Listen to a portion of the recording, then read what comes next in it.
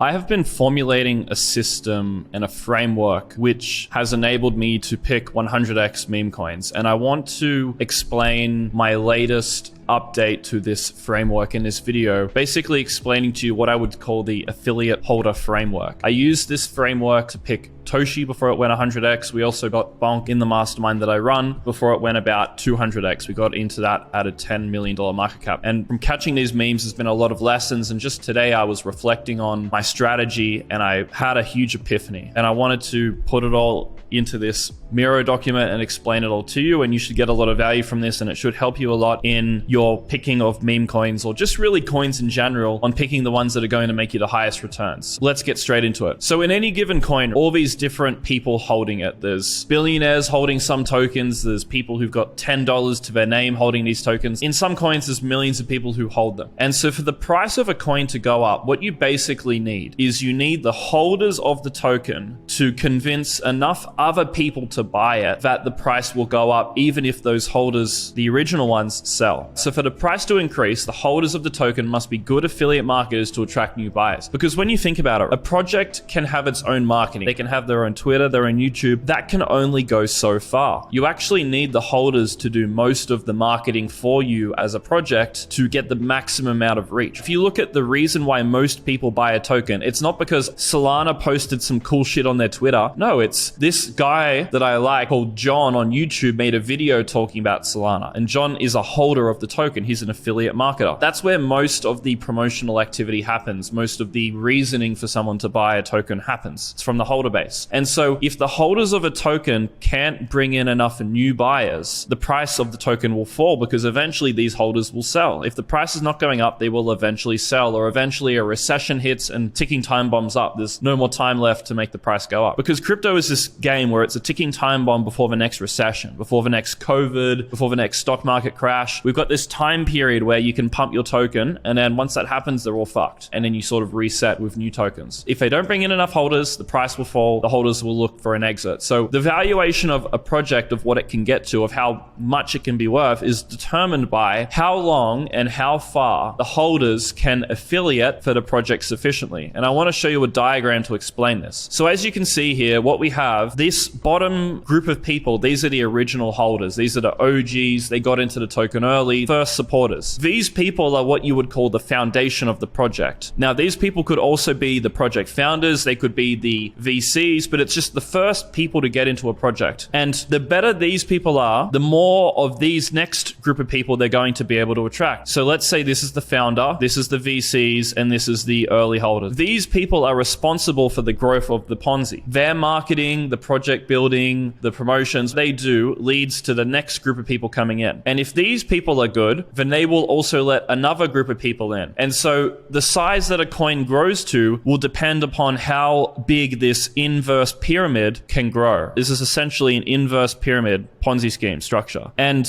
if the bottom part of this pyramid weakens, the whole thing will collapse eventually. So for example, let's say that project grows to where there's this many people. Let's say it's a $10 million market cap. And these people, because they got in early, they're now significantly wealthy. They hold most of the tokens. If they decide to sell, if these people disappear, if we just take them away, let's say, the pyramid is now imbalanced. The whales have sold. When you look at the on-chain data for this coin, you'll see that the whales have sold. You'll see that they've left the community. They're probably not promoting the coin anymore if they don't hold it anymore. And this leads to the pyramid being completely fucked. And this is when the token dies. And this is what happens to most coins. You have the early holders coming in. They're really bullish on the coin. They're promoting it all the time. They attract in this new level of buyers. And then eventually they just sell and exit. Because what happens when someone sells? Well, when someone sells, they don't talk about the coin anymore. I guarantee you when I sell my Toshi, when it's time to leave, I'm never talking about Toshi again. I'm a big affiliate marketer for Toshi. I might be the guy that brought the most amount of money into Toshi out of everyone. When I'm gone, Toshi's fucked. This is me gone. I was this guy for Toshi, and when I'm gone, I'm sold. I'm not promoting this coin ever fucking again. I'll die before I promote that shit again. And this is why certain coins can only grow to certain levels. Because a bad coin, these people leave early. In a good coin, these people never fucking leave. And I'm going to show you some examples of a coin that these people have never left on, and why that was leading to its massive success. So the longer these people can stick around, the further a coin is going to go. So the most important holder base of a token is its initial holders. It's these holders who eventually become whales if the project succeeds. For example, Toshi, I put in 15K to $2.5 million market cap. It's now worth $215 million, the market cap. So I did 100x on this, almost 100x at the current valuation, meaning that I'm one of the whales of the project. I bought like 0.5% of the whole supply. So it's these holders who kick the project off the ground floor marketing wise. That's the reason why Toshi went so well, because in part I was promoting it. If you want the token to go as high as possible, the question you need to ask yourself as an individual is, who would you want your tokens to go to? If you want your project to be worth billions of dollars, who do you give the tokens to? Well, you'd probably give them to the holders who are going to bring in the most amount of new holders, the best affiliates. You probably also give it to the holders who are going to never sell, and they're probably just going to promote it forever. That's the perfect holder of a token. They bring in heaps of new people, they never sell, they just hold forever. That's the perfect setup. So this is why the initial distribution of a coin is so important, and it's why most coins die. They just don't get the initial distribution, because if the initial distribution of a token is really, really good, you've created a sustainable Ponzi holder base. If you fuck it up, it's not sustainable, it's not gonna last. And once a coin's dead, it basically can't come back, it's gone. Maybe it'll have a short-term pump and dump, but once a coin's gone, it's gone. It's not coming back. Because we have to ask yourself, who would you rather buy into the coin that you're holding? Because remember, not every holder is equal. You give $2,000 to Trump, you give $2,000 to John from accounting. These are not equal holders. These are very, very different holders. Who's going to have a bigger impact if they were to buy your token? Imagine Donald Trump buys your coin. Well, this guy's like one of the most famous people in the world. He has a cult following. Imagine if Donald Trump talked about one of his coins that he bought. It would go ballistic. But John from accounting, no one gives a fuck about John from accounting. In the early holder base of a token, you want to see influential people hold it, because they're the ones that are going to lead to its growth, not fucking John from accounting. And this is why the cabal or the cartel, they're not always a bad thing in a coin. A lot of people just think that the cabal and the cartel that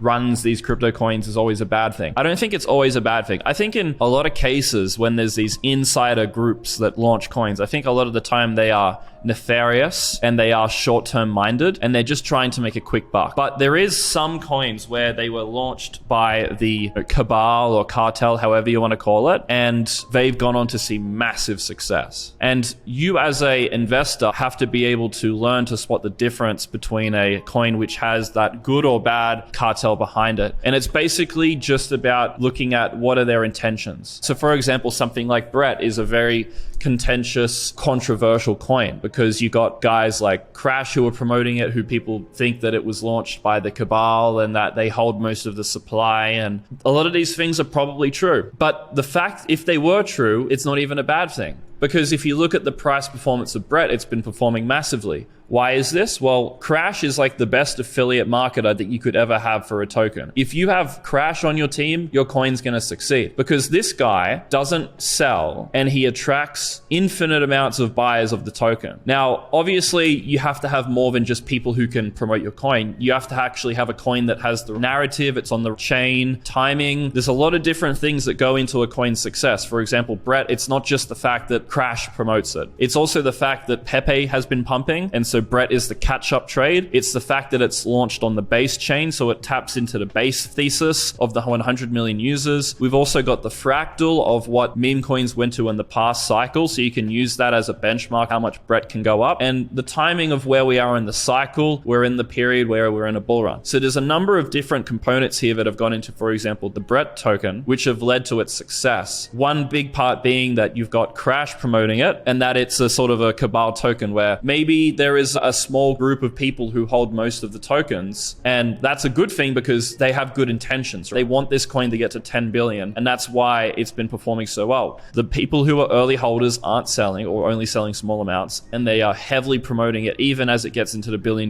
market cap range. You see Crash talk about it more as it's going higher. Usually the coin goes up, the guy promoting it sells, and then he never talks about it again. It's the opposite here. And that's why you can see that Brett has done well, even though it's a cabal, rumored to be a cabal coin. So just keep that in mind. Because remember when Brett crashed like a couple months ago, everyone was like, oh, Brett's dying. It's finally dying because the insiders hold all the supply. They thought it was a bad thing, and then the market realized it was actually a good thing because they're not selling. So just keep that in mind. You have to think about who's buying and what their intentions are. And you have to ask yourself, like, who's going to sell after a 3x? Is it going to be Trump, a billionaire, or is it going to be John, who has a kids and a wife and he's a little pussy and he needs the house deposit? Probably going to be John. Again, I just want to give you guys another mental heuristic to help you understand what I'm teaching you here in this framework. I want you to think about the strength test of the holder base.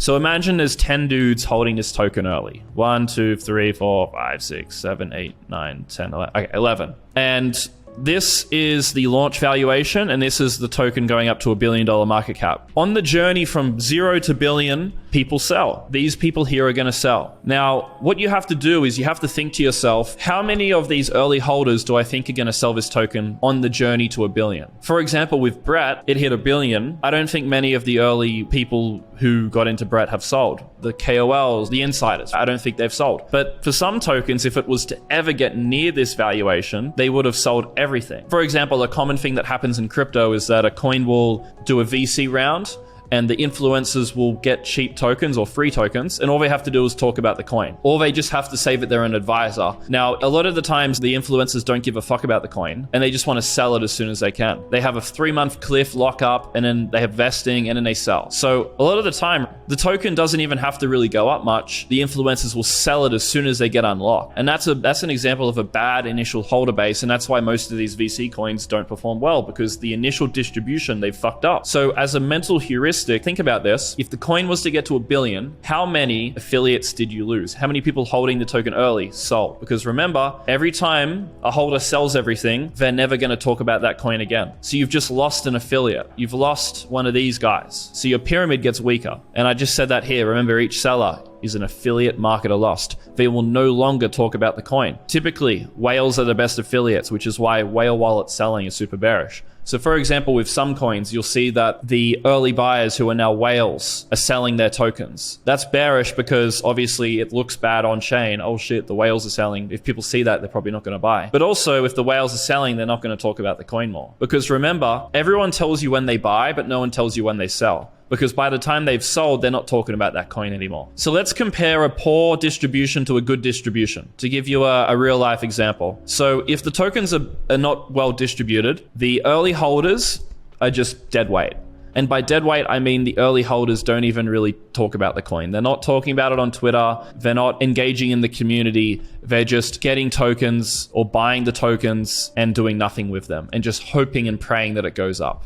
And if you're watching this video, most of you are probably dead weight for a token. Most of you are actually the worst thing that could ever happen to a coin. You buy the coin and then you don't tweet about it. You don't make YouTube videos about it. You don't spend any time in the community. All you do is just fucking hold the coin and hope that someone else does the work for you and that it goes up in price. Literally a useless holder. If that's you, you are the reason that coins die off. Because as this affiliate Ponzi grows, it can only continue to grow if the people coming in continue to promote to new people. If the early holders bring these dudes in and they don't sell the new guys in, who the fuck's gonna sell them in? There's only so much promotion that these guys can do. The people that they bring in, these ones, need to keep promoting to bring those in who can promote these people to come in. It's just this endless Ponzi. So if you're a dead weight, you're not helping the coin. So another thing of poor distribution would be they early holders sell early. We're going to get into Bitcoin later as an example of a really good distribution. Imagine if everyone sold Bitcoin really early and they didn't believe in it. Wouldn't have got to where it is today. So if the early holders leave, or if they're dead weight, the vibe of the coin is shit. And then the people holding it don't believe in it. They're going to sell early too, and then the whole thing collapses. The project founder is also going to feel less incentivized to build if the community's shit and if the early holders are selling. Imagine you build a project, the early holders, you're friends with them,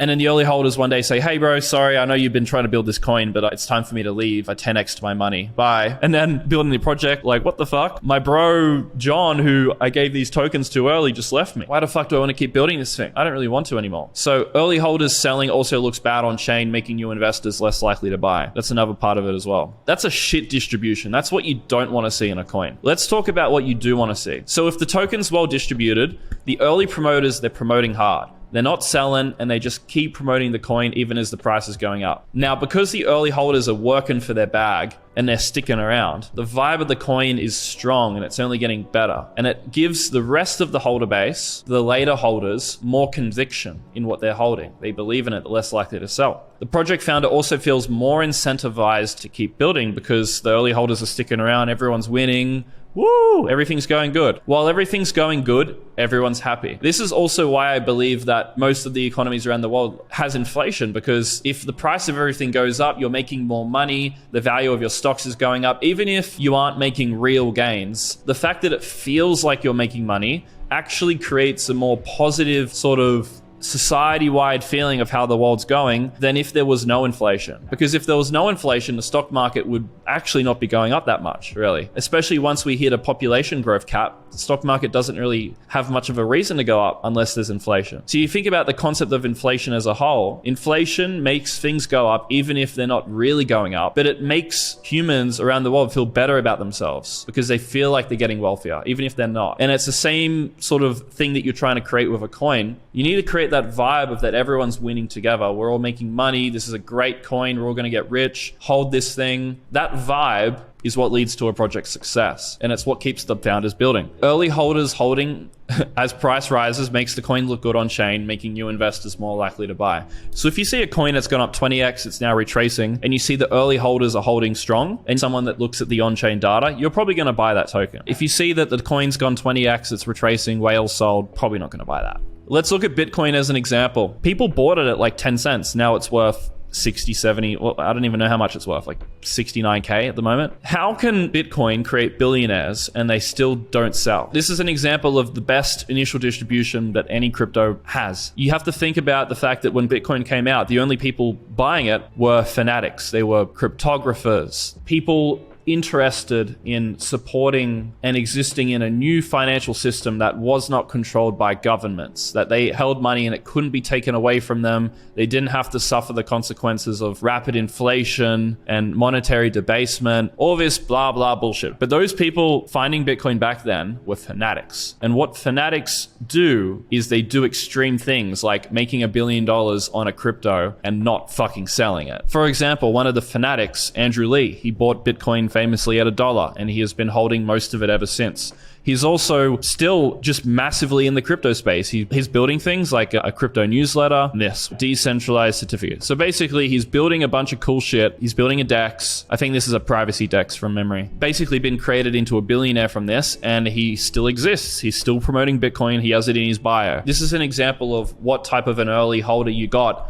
in Bitcoin because of its initial distribution being so awesome. These diehard fanatics looking to store wealth outside of government control never sell. They were turned into billionaires and still didn't sell. How many coins can you say would have a strong enough holder base where they would even consider holding something to where they became a billionaire and promoting it at that point? I don't think there's another coin in crypto. I guess ETH did it, maybe Solana did it, but besides that, how many coins are gonna make someone a billionaire and they still don't sell? Very, very hard to justify that. So as a mental heuristic, look at your coin and think to yourself, could you see this thing going to massive valuations and people still holding? There's a lot of meme coins I can't see getting to $1 billion because I just can't see people still holding it to that point. I just see all the early holders exiting. It's not a coin that could justify it. So it's another good mental heuristic. Now, I want to give you a list of questions that you can ask, I guess, that you can also answer when you analyze a coin.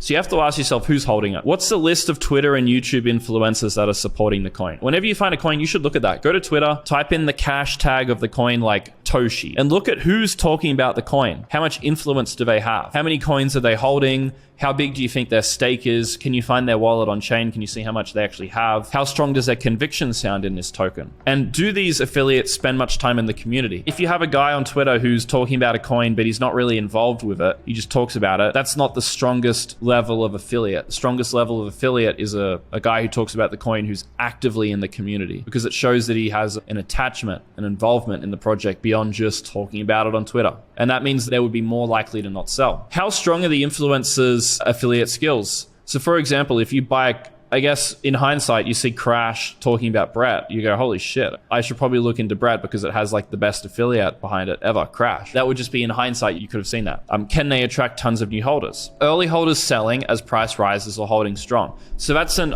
on-chain one. Look at it on-chain, look at the wallets. As the price is going up, are the whales selling? For example, now Toshi, I was doing some on-chain analysis of Toshi yesterday. The price was falling and there was quite a few sellers. So I was looking at the on-chain here yesterday and there was quite a few sellers. And I spoke to my friend who does on-chain analysis quite extensively. And he told me that there was a lot of selling on Toshi yesterday. Pretty much everyone who sold Toshi yesterday was rotating into Brett. It's not like they were selling Toshi, they were rotating. And the people who were selling were small wallets and it was not any whales selling. So what that basically told me was that the small broke idiot Jeets were selling the lagging coin to buy a coin that's pumping past all-time high. This was an emotional decision that they were making. And the people who helped the whales were not selling. So the people who actually impact the price, the whales, they were not selling, they were holding strong. And this rotation from Toshi to Brett is just a short-term thing. So once that's over, once those Jeets are out, the holder base of Toshi is only stronger. The type of person who would sell a coin to rotate into another is not a strong holder. So now Brett has a bunch of weak holders where if the price falls down and then someone says, no, this other coin is the one to hold, they're probably just going to Jeet out of Brett and go into the other one. So you can see that the weak holders are now entering Brett and the strong holders are continuing in Toshi. And now obviously Toshi's gone up. I'm not trying to say Brett's not going up. I'm just giving it as an example of now Toshi's rallying. So that would be how you would use the on-chain analysis. You're looking at who's buying, who's selling, what are they rotating into, if anything, what's their success rate with buys and sells that they've done. Now, a couple more questions here that you should ask yourself and answer.